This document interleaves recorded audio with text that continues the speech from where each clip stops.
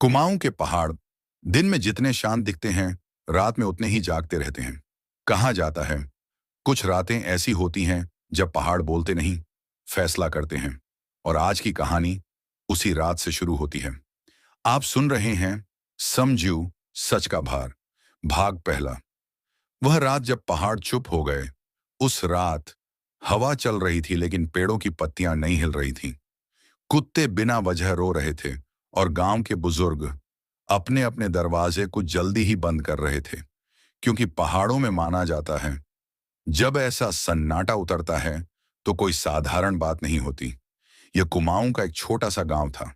पत्थर के घर ढलान पर टिके हुए, हर घर के बाहर पीतल की कुंडी और अंदर एक जलता हुआ दिया। लेकिन उस रात दिए कांप रहे थे। गांव के आखिरी छोर पर एक बहुत बूढ़ी मां अपने आंगन में बैठी थी। उसकी आंखें आसमान पर थीं और होंठ कांपते हुए बोले, आज पहाड़ भारी हैं। किसी ने पूछा, कैसे पता? बूढ़ी मां बोली, हवा नहीं बोल रही, इसका मतलब है कोई आने वाला है। आसमान साफ था, फिर भी चांद नहीं दिख रहा था। बादल नहीं थे, फिर भी अंधेरा गहरा था। गांव की औरतों ने बिना किसी वजह के अपने बच्चों को सीने से लगा लिया। उसी गांव में एक साधारण सा घर था, न बहुत बड़ा न बहुत छोटा। घर के अंदर एक स्त्री दर्द में कराह रही थी। बच्चा जन्म लेने वाला था। कमरे में एक दिया था जो बुझा हुआ था। और तभी जैसे ही बच्चे ने दुनिया में आने का पहला संकेत दिया, दिया अपने आप जल उठा। उस पल कमरे की हवा बदल गई। बच्चा पैदा हुआ लेकिन रोया नहीं, न कोई चीख न कोई आवाज। दाई ने बच्चे को उठाया और उसके हाथ कांप गए, क्योंकि बच्चे की आंखों से एक आंसू गिरा। और उसी पल कमरे की हवा और भी भारी हो गई। मां उसकी आंखों में खुशी नहीं थी, डर था।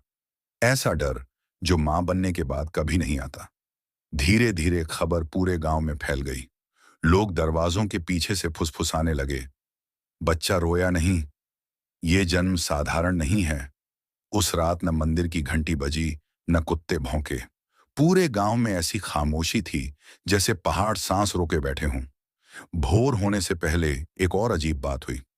जिस खेत में सालों से फसल नहीं उगती थी, वहां की ओस अचानक कुछ ज्यादा चमकने लगी। बुजुर्गों ने कहा, जिस दिन सच जन्म लेता है धरती भी गवाही देती है। सुबह जब सबने बच्चे को देखा, किसी ने कहा, इसकी आंखें सवाल पूछ रही हैं। किसी ने धीरे से जवाब दिया, नहीं, ये आंखें हिसाब देख रही हैं। उस दिन बच्चे का नाम नहीं रखा गया। बुजुर्ग बोले, नाम बाद में, पहचान पहले। किसी को नहीं पता था यह बच्चा बड़ा होकर किसके खिलाफ खड़ा होगा, लेकिन पहाड़ जानते थे। और यही बच्चा आगे चलकर जाना जाएगा सैम जू के नाम से। लेकिन यह तो सिर्फ शुरुआत थी, क्योंकि अगली कड़ी में आप सुनेंगे खेला नहीं।